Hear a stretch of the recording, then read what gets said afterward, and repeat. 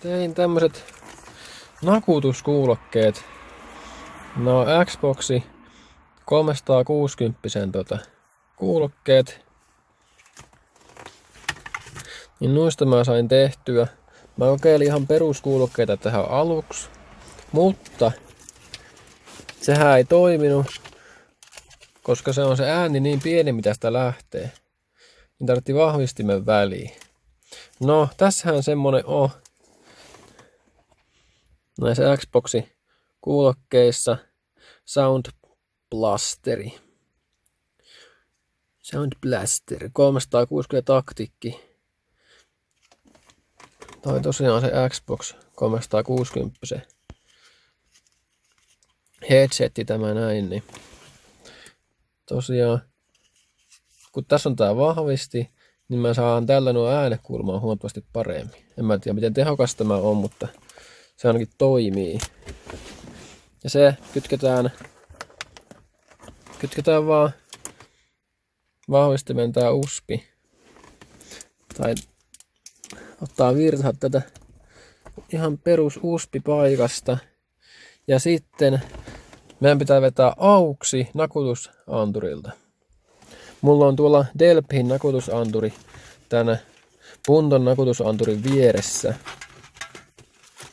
Ja mä sinne vedin sitten, eli mä ostin ihan AUX-piuhan vaan. Ja sitten mä vedin tosiaan tän tänne sisälle tämä piuha. Mä katkasin, olikohan se 5 metri AUX-piuha, AUX-kaapeli. Ja sitten mä sen vaan katkasin sopivasta kohtaa ja toin tänne auton sisälle. Ja sitten mä liitän nämä vaan täältä. Ja sitten tää onkin jo toimiva systeemi.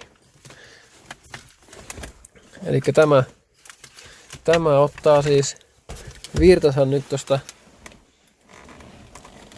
USBista.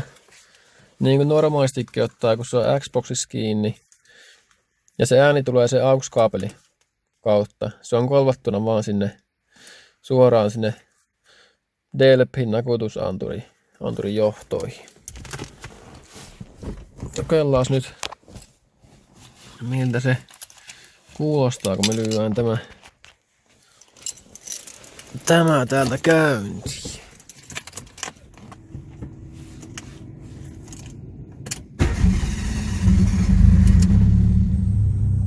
Eli tää siis kuuluu tosi lujaa. Tässä on nyt niinku, kokeillaan ottaa pois tämä. Täältä se kuulostaa ilma.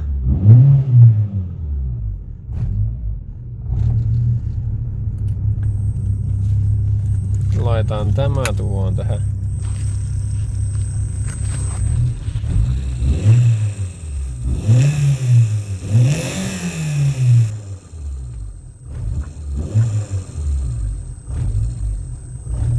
Mikä tuon niin kuulee huomattavasti paremmin kuulee nuo äänet nyt. No niin, sitten vaan testailemaan.